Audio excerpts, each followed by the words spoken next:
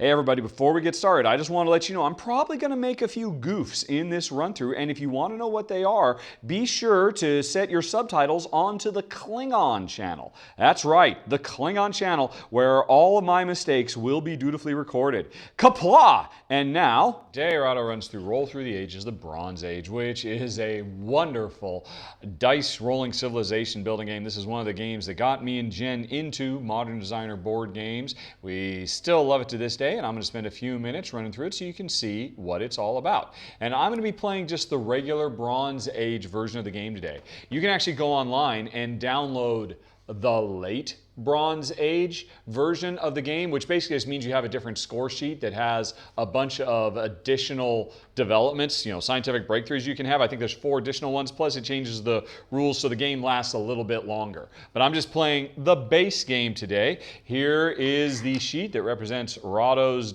civilization. I put a little star there to remind everybody I'm the first player. Here's Jen's sheet. In a 2-player game, we cannot be building the Great Pyramid or the temple, but all these other monuments are waiting to be built. All these disasters are waiting to happen, all these breakthroughs, and a nice little summary of how the game works. So let's get going. Here is my resource board that shows at the beginning of the game I've got 3 food and no lumber, stone, crafts work, textiles, or spearheads, I think. I forget what all the different icons mean. Oh, does it actually say here in the rule book? I'm not sure if it does. But I'm not going to worry about it. Suffice to say, these goods at the top are the most valuable, but they're the hardest to get. Lumber is the easiest, cheapest good to get. And how do you get stuff? By rolling some lovely wooden dice. Now, at the beginning of the game, each player has 3 cities. So that means on their turn, they're only rolling 3. But if you build more cities, you could be rolling up to 7 dice. So let's roll and see what I get. Wah! All right, okay, well, so that's some food, that's some workers, and that's some more workers. Now, I can just be happy with that. I can stop right there and live with it, or I can set any of these I want aside and re-roll the remaining ones. Basically, I get a roll and then 2 re-rolls to find what I want. The only thing I can't re-roll is if I end up with the dreaded skull and 2 trade goods. So, actually, I got to ask myself, that's actually really, really cool. You know what? I could keep going, but what the heck? Let's just get a big labor force and some food to feed them. So I just got 3 food. 1, 2, 3. I got 6 food.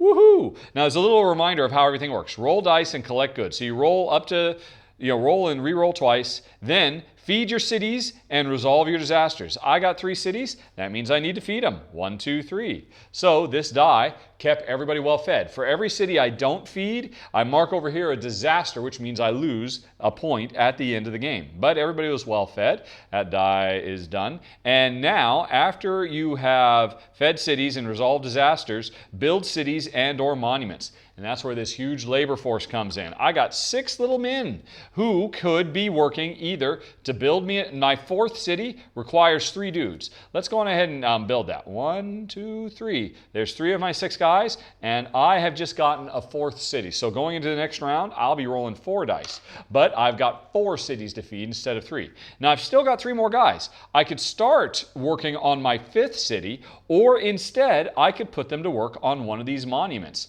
The first player to finish any of these monuments scores the good points. Like, for instance, I could just build this little innocuous step pyramid, which only requires 3 workers. The first player to do it gets 1 point, and that means any other player who would try to build it in the future gets nothing.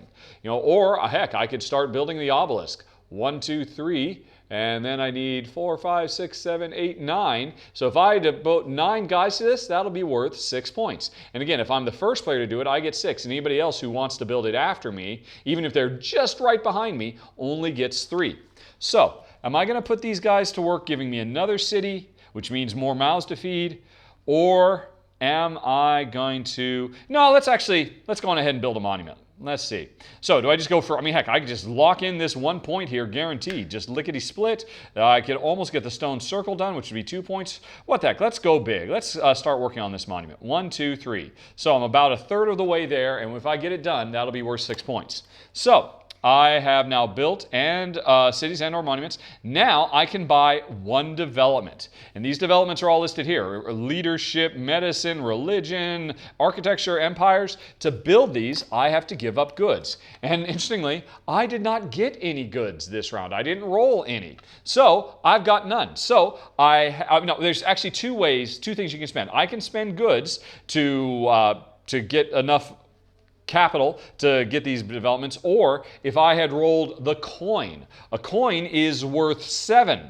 So, if I had 2 coins, I'd have 14, which means I could get leadership or irrigation, although I wouldn't have enough 15 for agriculture. But as it is, I rolled no coins and I have no goods. So I'm not going to make any scientific developments. I was just too busy working out in the hot sun. And so I'm not buying any developments. And now, if I had more than 6 goods, I'd have to discard down to 6. So the game makes it hard for you to hoard tons and tons of goods. But as is, I don't have any, so that's immaterial. That was it. My first turn is over.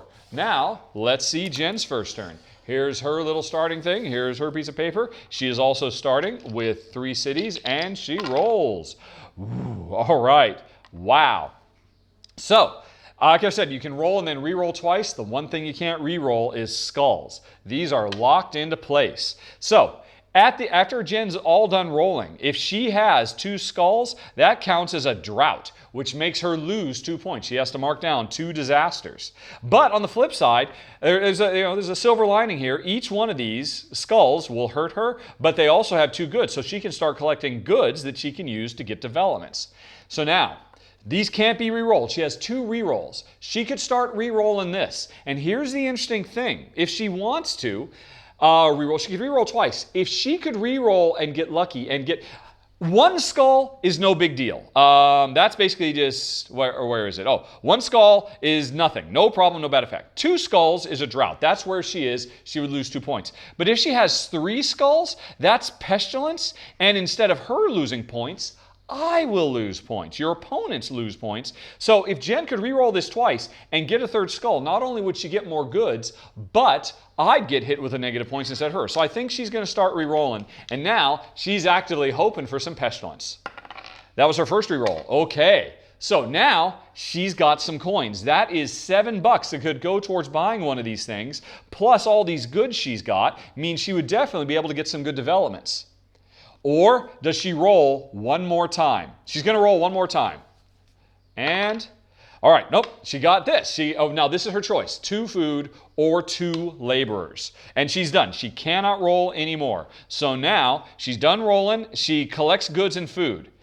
So she gets 4 goods, 1, 2, 3, 4. The way collecting goods work is you work on these you work on these columns one at a time. She gets 4, so she goes 1, 2, 3, 4. So she got 1 textile, 1 pottery, 1 stone, and 1 lumber. Now, if she had rolled another one, the other, let's see. She got her choice of these. But if she'd gotten, where did it go? I can't find it. There it is. If she'd gotten the 3rd one she was hoping for, this would have been 1, 2, 3, 4, 5, 6 goods. She would have gotten another, and then you wrap back around, and that would have been more lumber. It would have been 1, 2, 3, 4, 5, 6. And she'd have that much more goods that she could use to get developments. But that's not what she got. So she didn't quite get up to weapons, because this is what she rolled.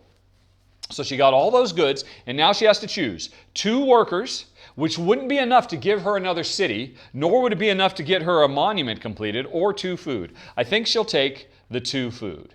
So that's it. But now we have to resolve disasters and feed cities. So Jen needs to feed her 3 cities. 1, 2, 3. So she doesn't lose any points for that. But now the drought hits, so she just lost 2 points. Ouch. Okay, 2 disasters right down there. And now she can build cities and or monuments if she had laborers. She has no laborers because she chose the food instead of the labor, so she's going to skip that. But now she's going to build herself a development. And these cost anywhere from 10 to 60 monetary units, 60 bucks. And if she had coins, she'd have money. She doesn't. So she can start trading goods in. If she traded all of her goods in, one textile is 4, one pottery is 3, one stone is 2, and one lumber is 1. So that's 4, 5, 6, 7, 8, 9, 10. If she uses all of these goods, that gives her exactly 10 purchasing power, which would let her build or let her develop leadership or irrigation. Now, leadership is worth 2 points, as is irrigation. Leaderships will give her a power for the rest of the game. After her final roll, she can roll 1 more die. And if she'd had leadership and she'd rolled 1 more time, well, she would have gotten some money. But it gives you a little bit more control over the dice if you have leadership. Now, instead, if you go for irrigation, that means you never get hit with drought again. If you ever get stuck with 2 skulls, you just ignore them. You still get the resources out of them, but the bad effect doesn't happen if you get proper irrigation. I think that's what Jen's going to do. She's going to pay all of her resources, which totals up 10, and she is going to get irrigation. And all right. So that's worth 2 points, and she doesn't worry about drought in the future. Now, even if she had a lot of stuff, you can only get 1 development per round. And now at the end of her turn, if she had more than 6, if her pegs had moved up a total of more than 6 times, she'd have to just automatically lose some. But as it is, she's all the way back down to nothing. And at the end of her first turn, Jen's lost 2 points, but she has irrigation and and not quite as much food as me. So that was Jen's turn. Let's come on back to me. Here's my civilization. And now, because I built a city, I'm rolling 4 dice. But I need more food to keep my people happy. Wah! All right, there's a lot of food. Now, here's a skull. I have no choice. I have to lock that in. And I could live with the rest. Man, I could get a lot more lumber done, and I could get some food. I could just stop right there. And remember, I wouldn't mind getting some more, because I need 1, 2, 3, 4, 5, 6. I could get this obelisk built if I use all 3 of these guys. Or I could use 4 of these 6 to build another city and keep on working the obelisk. You know what? I think I'm happy with that. Because if I re-roll any of these, I might get a second skull, and then I would suffer drought the same way Jen did. So I'm not going to push my luck. I'm just going to live with that. I'm just going to lock all of these in. I'm pretty happy. So I got 1, 2, 3 food, and 6 laborers, and I got 2 goods. So that means I got a lumber and a stone. All right. So I've collected all my stuff, and now I got to feed my people. I need 4 cities, so that's 1, 2, 3, 4. And now I'm getting low. My food needs are not insignificant, and now I can put these 6 folks to work. Let's go on ahead and build another city. 1, 2, 3, 4. Woohoo! So that's 4 by 6, and then I'll put 2 more over here. And I'm almost done with the obelisk. I just need 4 more steps to lock in those 6 points. Now in the future, I'm rolling 5 dice. So hopefully that's going to mean I'm making enough food to feed all these cities. So I'm done with that. Now I could buy a development. Although here's the problem. I've got 1 stone and 1 lumber. That is a total of 3. Nothing is 3. If I had a coin, that coin to be worth 7 plus these 3 means I could get leadership irrigation, but as it is, I don't have enough. So I'm not going to use any of my goods. I'll start storing them for later. And now at the end of my turn, if I had more than 6, I've got 2 goods here, so I don't have to worry about discarding. That was my turn. Let's continue. Jen is up. Now she's still only rolling 3 dice because she did not build a city. And let's see how well that goes. All right, lots of food, lots of workers. So if she just stops right here, she's got 5 food. That'll keep her going for a while. She's 5 food or 3 food and 5 workers, which would let her get another die. So the interesting thing is she's not afraid to roll again, though, because she does not worry about skulls anymore because of her irrigation. But she would like to be rolling more dice like me. So I think she's just going to be happy with that. She's just going to lock that in. So what does she get? She gets at least 1, 2, 3 food. And she's got 3 laborers, and she's got to decide, is this food or is this labor? She'll take it as food. So that's 2 more food. All right, so she's done with that now. She's got to feed her 3 cities, 1, 2, 3. So she's doing fine. She's saving up for a rainy day. And now there's no disasters. Everybody's fed, etc., etc. Now she'll put her 3 laborers to work and get her 4th city, like me. And she'd like to buy another development, but she has no goods, no coins, so she's done. That was it for Jen. All righty. let's move on to my third round. You get a sense for just how fast this game is. Right, so here I go. I'm rolling 4 dice, 5 dice, because I've built 2 cities. All righty, let's see here. So now I need 5 food. I've only got 2. So I'll definitely lock this in. Although it's not locking in. On my rerolls, I could choose. I could change my mind and reroll this. But if this is enough food for the 2 I've got plus this means I feed everybody. So now what do I want to do? I'd like to finish this obelisk. Here, these 2, that's 14. Yeah, I'm going to lock these coins in as well. 14 plus a lumber is 15. That means I could get agriculture or quarrying or medicine. And then I could live with these or I could re-roll. But you know what? I'm happy. I'm just going to live with this or die. I'm not going to re-roll anything. Why take a chance? Because again, I don't have irrigation, so I am not safe from skulls like Jen is. So I don't want to risk it. I'm just happy with all this. So once again, let's collect the goods. That's 1, 2, 3 food, and it could be 5 food if I want. What the heck, let's go on ahead, because I got a lot of cities. So I'll just take this as food, so I'm not taking those laborers. So I just went from 2 to 7 food. And, but I got no goods, so I'm not getting, if I had earned more goods, I would start from the bottom, I'd get more lumber and more stone, and then this other stuff would be filling up more slowly, because you got to get a lot of goods to get the high value things. All right, so I'm done with that. I just collected a lot of food. Now, let's feed. I've got 5 cities, so I'm all the way back down to 2, so got to keep these people happy. And, but still, no disasters. I haven't lost any food. Now, I've got 3 laborers. I could put them, 5 laborers will get me another city, or what the heck, let's just try and get this. But I don't have to rush. I mean, Jen hasn't even started building this. This is a race. And I'm confident I'll finish this well before her, so let's put all 3 of these guys to work building me another city. So I can just roll more and more and more dice. I just need 2 more. So that's it. And I've still only, oh, no. I've got 14 coins, or, because each one of these is worth 7. It is right. It's worth 7, isn't it? And I know there's an upgrade that makes them worth something more. Isn't it like 11?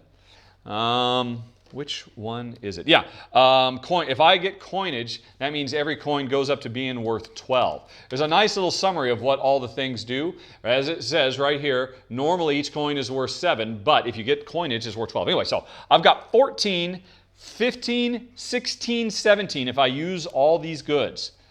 Although, I don't get up to 20, so I don't get coinage, and it's not like I get change. So I think I'll take these. That's 14. I'll use this lumber. That's 15. So I'll save this stone for later, and that's 15. So I can get agriculture, which means I get +1 food for every food die I roll. Quarrying, which means I get +1 stone. Every time I get enough goods to get to stone, I get a bonus one. Or medicine, which means I don't worry about pestilence. If Jen ever rolls 3 skulls, I will ignore the result of pestilence. Not worried about that. I'm worried about food. I got so many cities. Let's go on ahead and get some agriculture, which is worth 3 points. So that cost me these coins plus that lumber. That was 15 total. And that was it. And, right. And again, if I had more than 6 goods, I'd have to discard them, but I'm not going to worry about that. Jen is up again, and she is now rolling 4 dice. Okay, wow. That's a lot of workers. That's a lot of food. Whoa. How many are in the obelisk? 1, 2, 3, 4, 5, 6, 7, 8, 9. Jen has 8 workers here.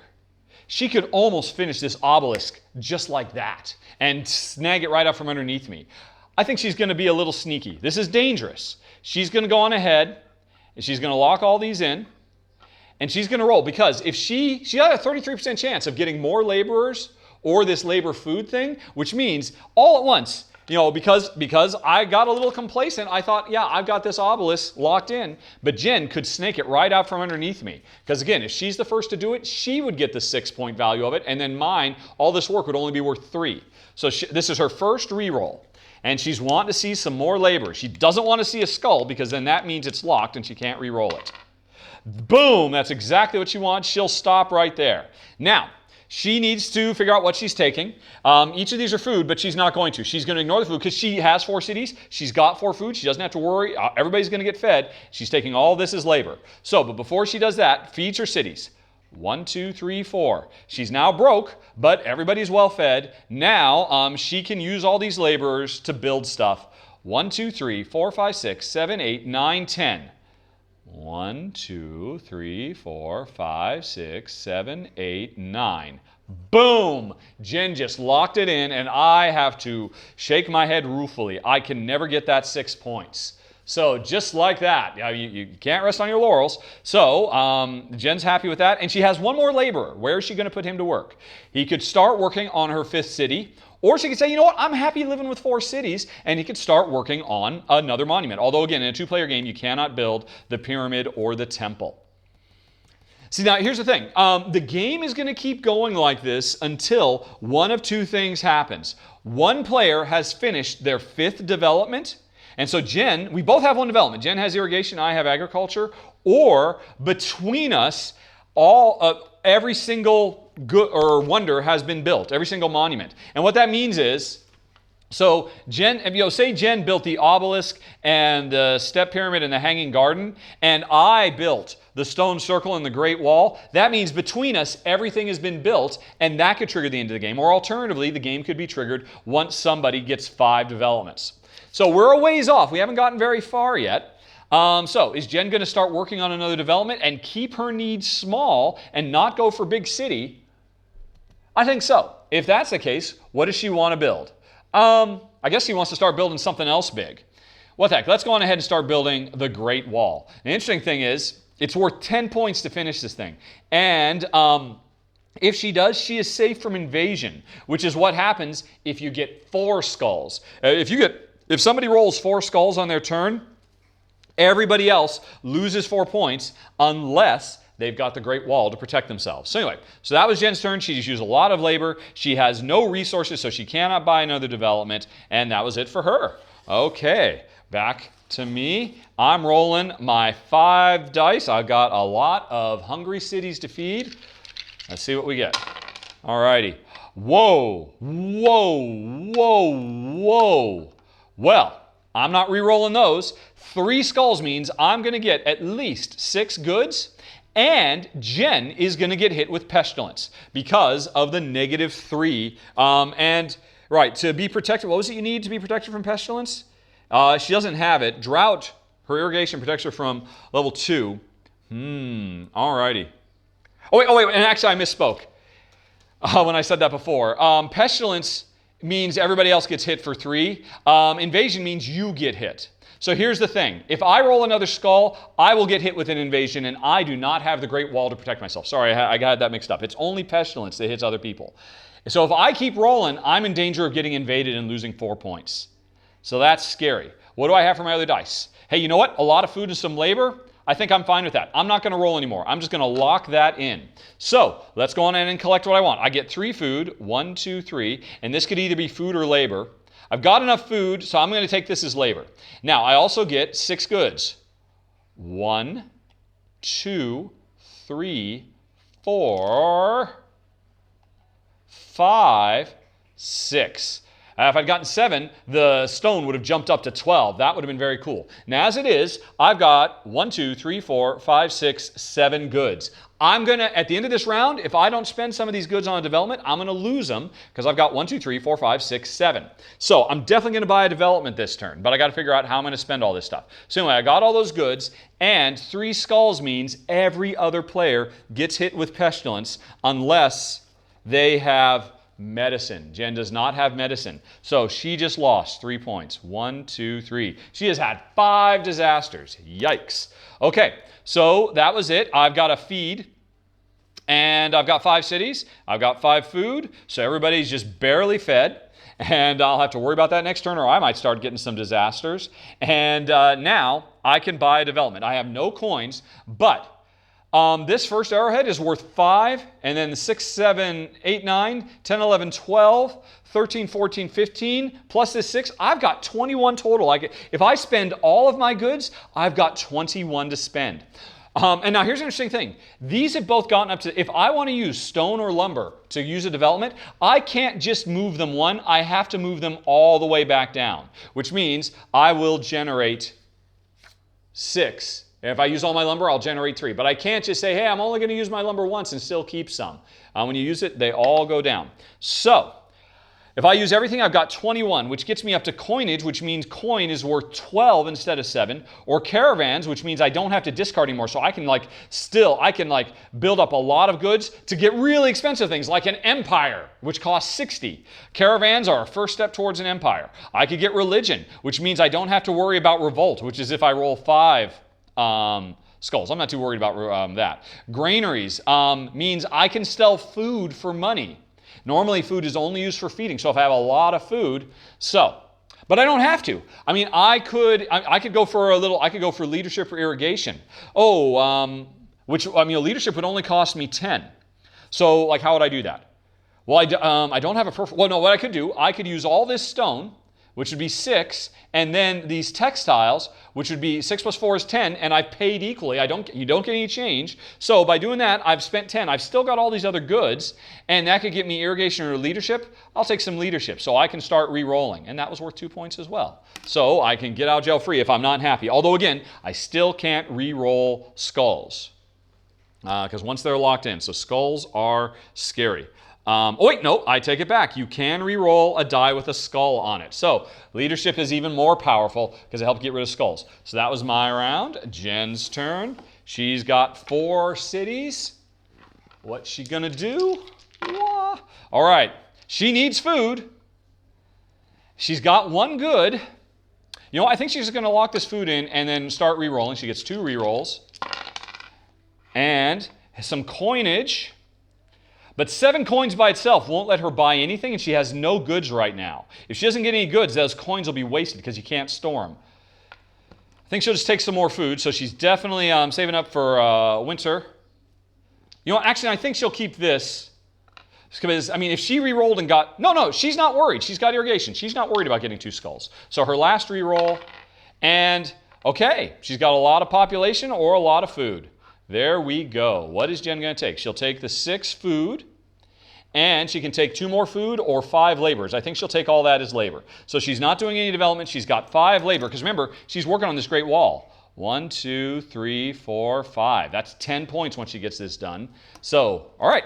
And she's got no good. She's not going to buy a development. All right, but she is going to feed her 4 cities, which means she's got excess food because she's keeping her needs down. And that was it for her. A quick turn. Back to me, and let's see. Let's roll again. Alrighty. Oh, I got a skull. Although remember, I will be able to re-roll that if I want with my leadership at the end. I need food. If I don't get... All right, so I'm definitely taking the food. And I could stop right now in 3 goods, but then I'm going to suffer disasters. I need more food. Although this is 5 goods, which would mean 1, 2, 3, 4. Wow, which means I would get up to the 2nd level for weapons. That's 15.